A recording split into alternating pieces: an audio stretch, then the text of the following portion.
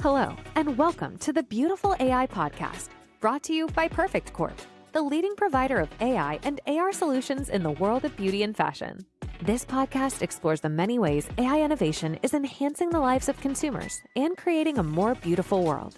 Join our host, technology thought leader Wayne Liu, as he talks with industry leaders about the AI innovations influencing the world today. If you're interested in learning more about the transformative impact of AI, keep listening. Hi, everyone. Welcome to the Beautiful AI Podcast, where we explore the intersection of beauty, fashion, and technology. I am Wayne Liu, President and Chief Growth Officer of Perfect Corp, and I'm your host. So today's episode is a special one. So we are looking beyond a technology or it's just industry, and then asking a question that matters to every entrepreneur. What does it take to turn one great idea into a company that investors, customers, and the global market can believe in? So the question is especially timely because first, Perfect Corp was the startup. We started like 11 years ago from a tiny startup. Right now, we are a public traded company.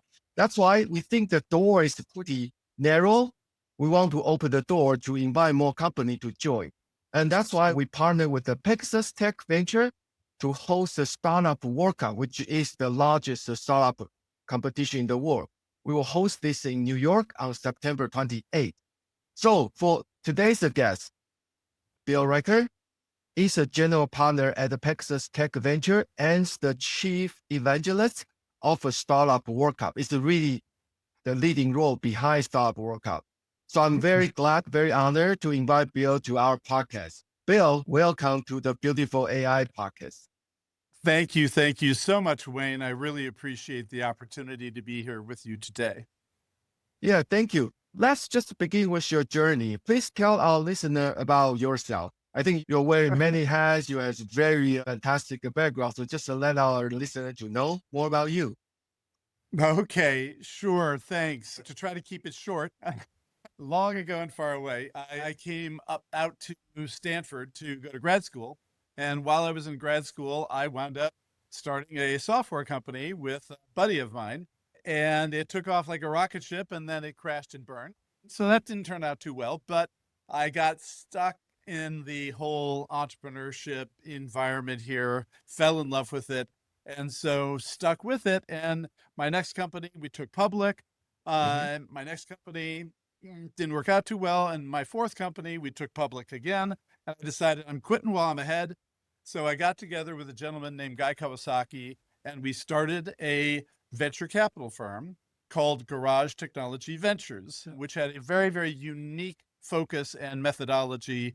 We were trying to radically change the venture capital world. So longer discussion, but fast forward several years, we had a pretty small seed-focused venture capital firm, and I met Anna Suzeman, the founder of Pegasus, and he had a big global venture capital firm. And I thought, wow, that looks exciting. And so we merged, and that's what got me here to Pegasus as a general partner. And then we launched Startup World Cup, and that's what got me as the chief evangelist for Startup World Cup. So yeah, that's a 60-second journey through my career.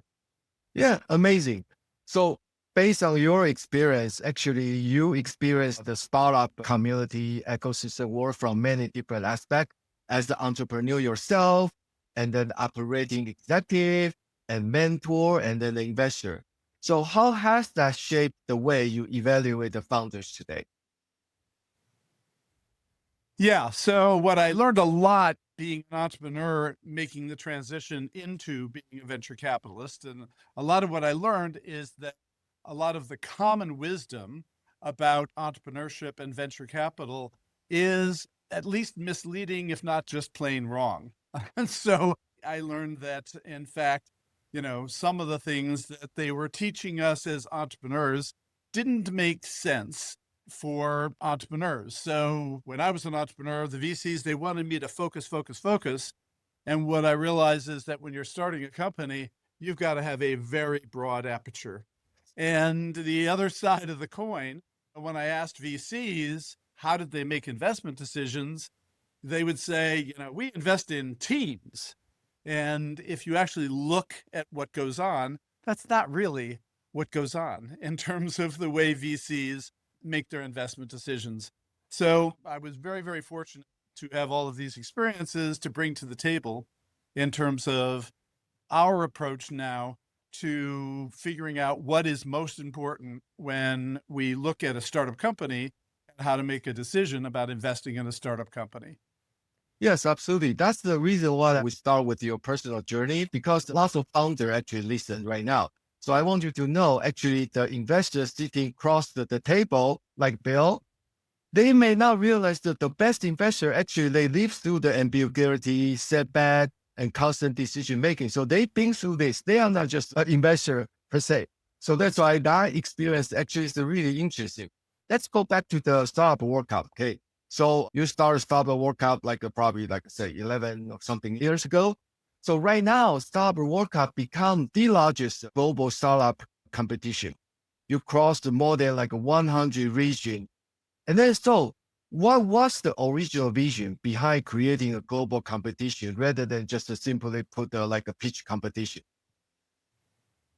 Yeah, well, when we launched Startup World Cup, we wanted to differentiate Pegasus from your typical venture capital firm here in Silicon Valley. And so we have differentiated on a number of ways, but one of the ways we differentiated was with Startup World Cup. Because we're a global venture capital firm, it's important for us to have a global reach. And so when we started Startup World Cup, we thought, how can we plug into innovation ecosystems all over the world so that we could have visibility on what's popping up in different corners of the planet? And so what we learned very quickly is that the world is very different in Southeast Asia than it is in Europe, than it is in Africa or Latin America, than it is in Canada, than it is in Japan. And so it's really important, if you are an investor in emerging technology, it's really important that you have visibility on what's going on around the world, because you never know when somebody's going to come up with some extraordinary innovation in Indonesia that is going to change the way that we make payments, or that we do social media, or then we do commerce, or then we do ride hailing. And so that has been very, very powerful for us in terms of that outreach. The other reason we started Startup World Cup is we knew from our global experience that innovation ecosystems around the world were dying to plug into Silicon Valley. And so, all the time we have plane loads of entrepreneurs flying in to get a taste of Silicon Valley, to try to figure out, what is the secret formula there in Silicon Valley that maybe we can get a piece of. And so our thought was, if we create this platform for connecting innovation ecosystems, then innovation ecosystems around the world would be happy to join. And so you may know from a now old movie called Field of Dreams, there was this line, Yes. if you build it, they will come, right? People will come. If you build Yes. it, they will come. And, a side note, we always tell entrepreneurs, never say that about your company. Never pretend that if you build it, they will come. But when we launched Startup World Cup, amazingly, that's what happened. What happened was we built it, and these groups from all over the world said, hey, can we be a part? Can we be a part? And so this year we're going to do, over 120 competitions around the world with all of these innovation ecosystems, with all of these organizations that support entrepreneurs. So at some level, we're trying to celebrate innovation and entrepreneurship all over the world. We're trying to connect entrepreneurs and investors and showcase their innovations in their local region and in the media. And then we bring these innovations to Silicon Valley for the grand finale. We have all of the regional winners come to Silicon Valley and we get a few thousand of our closest friends from around the world into the Hilton Ballroom to listen to these amazing entrepreneurs and what they have come up with in all these different corners of the world. And so it's become just an incredibly exciting, energizing platform, and actually a very powerful platform for entrepreneurs, investors, and for Pegasus. Yes, so Bill, you bring a very important, we call the spirit of this startup World Cup. Because the global dimension is to really make this startup competition really compelling. However, on the other side, you don't have to start at the Silicon Valley, but the Startup World Cup actually create a pathway for the promising founder to connect with the Silicon Valley. That's great. That's amazing. So going back, so because it's a say like 120 region, okay, so probably more than like 10,000 companies, startup founder, and then eventually getting to the grand finale. However, so with all these so many countries and then the startup ecosystem, what is the one quality you consistently see in the company that truly break out? It doesn't really matter where they are, but that particular quality. Yeah. So the reality is, in most parts of the world, out of necessity, entrepreneurs tend to be focused on their local region. That's sort of a natural instinct and, sort of an almost natural requirement. But the companies that break out and make it to the grand finale are the ones that are thinking global day one. And so, the idea of quote unquote being global day one has permeated the globe, but the ability to execute that, it's a very, very tough thing to think global day one and execute locally. And so that's the reality of the successful companies. So the successful companies, they're thinking global day one, but they are acting local. And what they realize is they've got to validate their business model, their value proposition. They've got to validate it before they can start crossing borders and moving on. But then the challenge is, once you start crossing borders, you've got to also figure out, how to localize in those other countries. And so, one of my favorite examples, a friend of mine, a guy named Sasha Michaud, started a delivery company called Glovo in Europe and started in Spain, set up technical development in Georgia, and now runs through 20 some countries, mainly in Europe. And the hard work that he did was, in each country that they opened up into, he personally went into that country and did deliveries. As the founding entrepreneur of this unicorn company, he personally went into each country and did deliveries himself. And so that's the kind of mentality that, you love to see in an entrepreneur who is, day one thinking global, but knowing that you've got to execute locally in order to be successful. I cannot agree more on that. And then it's deeply resonate with our experience, and just really bring me back to 11 years ago when the company started. So we have a roots in Taiwan, Taipei, which we use the local, all this talent in Taiwan. But when we start on the June 1st, 2015, we actually launched the US office, Europe office, Japan office, China office all together. So at the day one, we really think about the office can be just one person, but we have to be there. So that's why really, really agree what you said. Utilize the local resource, execute it, and then think globally. That's amazing.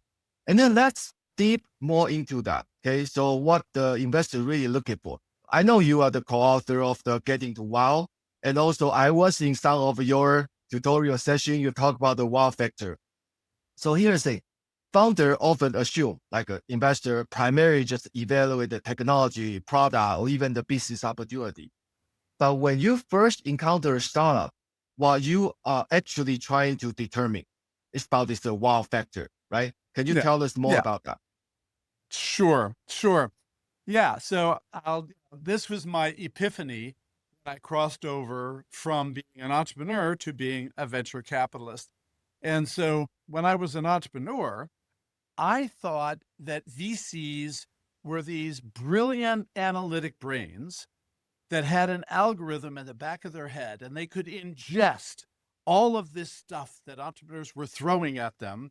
They could process it through the algorithm and come up with an internal rate of return calculation, and that's how they made their investments. And then I crossed over and became a VC, and I went to my new VC buddies. So we were funded by Sequoia and Mayfield and Draper Fisher Jurvetson, and Silicon Valley Bank funded Garage. So I go to my new VC buddies and I ask them, okay, so now that I'm one of you, tell me, what's the algorithm? And they would look at me and they would say, well, Bill, we invest in teams. Yeah, we invest in teams. And I go, okay, so what are the metrics that you use to analyze teams? Well, it's kind of pattern recognition. After 5 or 10 years, we got the hang of it. And I go, what? Sorry, these are the masters of the universe? So we started looking at, what was important in terms of investors making decisions in investing in startup companies. And I had this epiphany, and the epiphany is investors don't invest with their brains. They invest with their hearts. And that's the epiphany. And, what I realized is, yes, what you say has to make sense. The data has to be consistent, whatever. And you've got to be credible. But at the end of the day, those are table stakes in the startup world. What separates the average entrepreneur from the funded entrepreneur? And what separates them is that the entrepreneur that gets funded has a compelling value proposition that differentiates that company from everyone else. And that's what gets our hearts beating faster, right? That's what gets our pulse racing. That's what gets us to say, wow, you can do that? So, when you realize, wow is not an intellectual response, right? Yes. Wow is an emotional response. Emotional. Yeah. And so that's the whole point.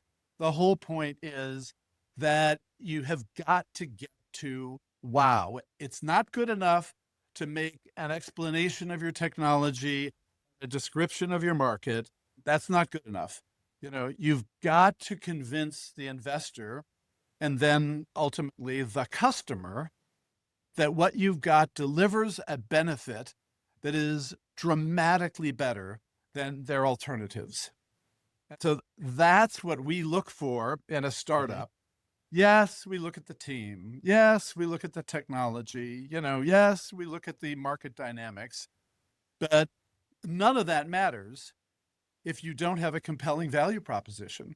So that's the core, is having that compelling value proposition.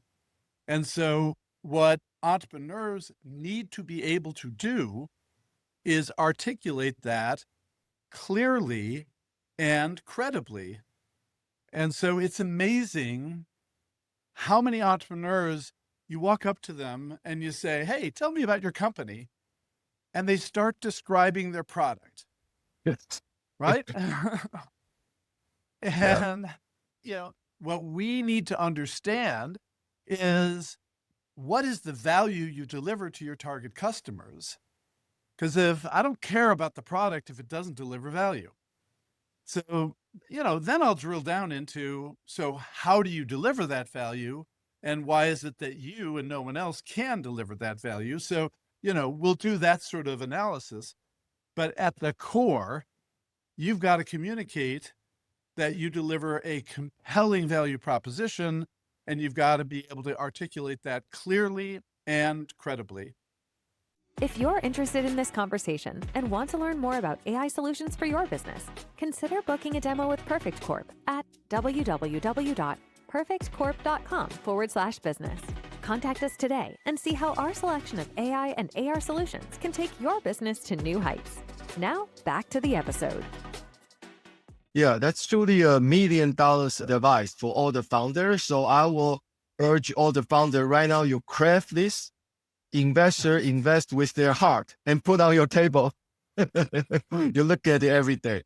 Okay. So on the flip side, okay, so we talk about the wow factor and the emotional connection. But one thing, if you see the startup start to pitch, so one like a common mistake, which involve a more like a warning sign of the company, what would that be? Yeah, there are a few of them, but so one of the things that is sort of a very, very typical sort of pitching mistake is almost every pitch deck template says, start with the problem, right? So you start with the problem and you set that up and then you say, here's my solution. And doesn't that make sense, right? But the reality is a pitch is not a presentation. And almost every entrepreneur who starts with the problem starts talking about something that we already know about. Did you know there's climate change? Did you know there's cancer? Did you know that there's shopping cart abandonment? I mean, so entrepreneurs have been trained to start with the problem, and it absolutely is a turnoff to investors because we know there's a problem. Tell us what your solution is, and then tell us what are the compelling benefits that your customers generate. The benefits you deliver are the problems you're solving. So, why would you talk about climate change and then tell us you've got a carbon capture solution that is 3 times, more productive than the next available solution? Just tell us you've got a carbon capture solution that's 3 times more productive than the next solution. We get it. You're solving climate change. We get it. Okay. So that's a typical, rookie mistake that entrepreneurs make when they're pitching is you shouldn't start with the problem. You should start with your solution and your compelling benefits. The other thing that you touch on there is sort of a founder problem that we come across. So the sort of irony of venture capital is we don't invest in smart entrepreneurs. What? We invest in savvy entrepreneurs. And there's a big difference, right? So, and you can see it in the way the entrepreneur presents. So when we come across the entrepreneur who thinks they are just so smart, they have this insight that nobody else has, and they're the only ones who can, fix this problem, we shy away. It's if they think they are so smart that they don't need anyone else to help them, they're not going to hire the right team. They're going to do it all themselves because they are so gosh darn smart. That's a big red flag for us. And so the other end of the spectrum, the other thing that is not generally understood, and particularly this is an issue for international entrepreneurs, but the reality is that we don't invest in entrepreneurs who are nice. Again, believe it or not, but we want entrepreneurs to have such an incredible sense of urgency about getting things done that they do not put up with, mistakes, slips, delays, including in themselves, right? They are incredibly urgent. And people who are incredibly urgent don't generally come across as nice. They can be, wonderful, wonderful people. I'm not suggesting that we want to invest in people who are jerks. And so a lot of particularly international entrepreneurs, they are, they're somewhat deferential to investors. And it sort of comes across as, I have this really interesting idea. I think we can make it into a big company, but I'd really like your help in helping me make this. No, no, we don't want nice. We want, urgent, getting things done kind of people. So, some common misconceptions about kind of what we're looking for. You will hear on VC panels that the relationship between an investor and an entrepreneur is like a marriage, right? And it lasts for many years.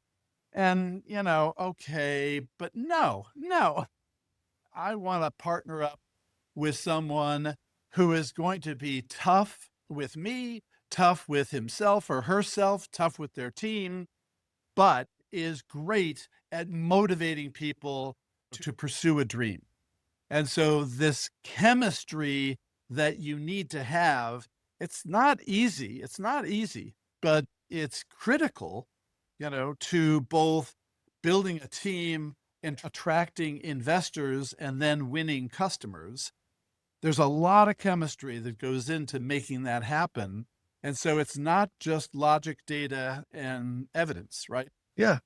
So I think that distinguishes is critical. Okay. So a strong founder is not really like a conventional wisdom think, like a smart and nice people. Actually, it's not.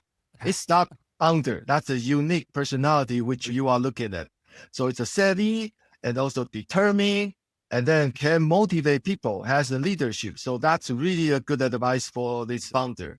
Yeah. So thank you. So that's because we are the Beautiful AI podcast. We have to talk about AI. Yeah. So you've been invest lots of AI companies, including Anthropic and OpenAI, all these companies. So building an AI startup in today's market, it can be very obvious. AI appear in almost every startup pitch today. So how do you distinguish a genuine, defensible AI company from just a thin wrapper, like around all this technology, which other people invest? So that's available. So what you think as the good AI company? Yeah. And so in the current environment, the technology is now table stakes. Technology is almost a commodity. And so as a startup company, as a founder, you've got to find some other sort of unfair advantage that will give you some sort of differentiation versus everybody else who can do the same thing. So, you take an agentic AI company that has developed an application for a particular target, let's say, transcription of whatever, medical charts. We look at that company, and that technology is something that a couple of grad students can replicate next weekend. And so it's going to be really tough to invest in a company whose technology is easily replicable. And so where's the unfair advantage? So the unfair advantage is that they've got a partnership with the Mayo Clinics that, is an exclusive partnership nobody else has, right? And so the differentiation now is less likely to be technology than it is sort of the distribution, go-to-market partnerships that you've got that give you an unfair advantage in establishing your credibility with customers, your ability to reach customers and convert customers and build your reputation. And so, the game has changed from, where it was before in terms of how you differentiate yourself. And so depending upon what it is you're doing, you've just got to figure out what is that unfair advantage. Yes. So the other thing that we can do as VCs, we can invest from very early stage to very late stage. What most entrepreneurs sort of will recognize is that a lot of the VC money is going into companies that have already proven that they can win customers, right? And so, that's very confusing to an entrepreneur who says, well, when I get a lot of customers, then I'll be a unicorn too, right? The question is, yes, how are you going to get those customers and maybe even have to take them away from the incumbents? Yes. But if you're lucky and or if you are smart And if you get this tremendous momentum in terms of customer acquisition, then at some point, your customer base becomes your differentiation, right? It Mm-hmm. becomes your moat, Yes. Yes. your position in the market. But, again, just reminded of the entrepreneur who approached me, and this has happened more than once, where the entrepreneurs, in essence, are saying, I've got this brilliant technology. Bill, if you would only give me some money, I can hire some of those salespeople, and then I can build a big company. I'm going, no, that's not the way it works. You've got to be able to prove that you can go get those customers, Yes. before I'm going to give you that money. Right? Yes. Yes. So I think the unique insight has become very important. So when AI is available for everyone, it's not only you, but your competitor. Everybody can use AI. So that's why this is a unique insight from the founder and the team. And also this assumption, like the big assumption can be dangerous. Like you give me money and hire people and we can make a company. So that's all great advice. So let's bring this back to the Startup World Cup New York. So New York is a very unique city to bring together finance, media, fashion, beauty, all this together. So for this competition, can you tell us who should apply? Are there any particular company stage, sector, or level of traction or anything? So just to give us the people who really want to apply some advice. Yes. Well, so, my general instinct is to say everybody should apply. But the reality is the companies that are going to get on stage are the companies that are fully committed. The team is working full time. They've made some degree of progress. Ideally, they've raised a little bit of capital, maybe friends and family. They are truly committed, and they've got an angle in terms of their opportunity that is unique and differentiated from everyone else. So pretty much every entrepreneur thinks that that's them, right? So that's fine, but we put no limits on the technology domain, on how long the company's been around. There's no limit on how much money you've raised or whether you have raised no money. There's no limit on whether or not you have customers or revenues.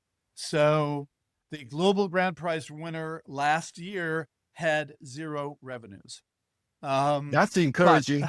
And so there's all sorts of different ways that you can win the Startup World Cup competition.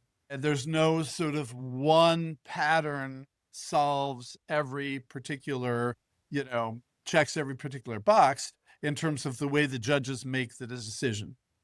So what we're looking for are companies that we believe are going to be successful. We're not looking for the coolest technology. We're not looking for the best pitch. We're not looking for the most handsome founder or anything like that. So if you've got something that you think is highly differentiated and can make a dent in the universe, then please apply. And we want to see you on stage in New York City on September 28th. Yes. So I believe this is an opportunity to test your story, can get some visibility and connect with the investor, ecosystem leader, and potentially earn a place in the Global Startup World Cup final stage. So I don't think you need to wait until perfection. Okay. It's no perfect timing. Just go ahead and do it. So you can visit the Startup World Cup new NYC application pages or scan the QR code here. We will provide the QR code to submit your company before the application deadline. We're looking forward to see you there. So today, Bill, really appreciate. Thank you so much for joining us, and then the work you and Pegasus are doing together to support the entrepreneur around the world. Thank you so much. Appreciate it. Thank you, Wayne, and thank you to Perfect and for helping us with this. And looking forward to seeing you and all of the entrepreneurs there in New York City on September 28th. Yes. And then for our listener, thank you for everyone listening. This is Wayne Yu. I'm your host. And then you have been listening to the Beautiful AI podcast. Until next time, keep on building what's coming next. I'll see you in the next episode. Thank you. Bye. We hope you enjoyed listening to the Beautiful AI podcast. To continue exploring the world of beautiful AI and technology innovation, subscribe to the podcast on Spotify and Apple Podcasts, and be sure to join us for our next episode.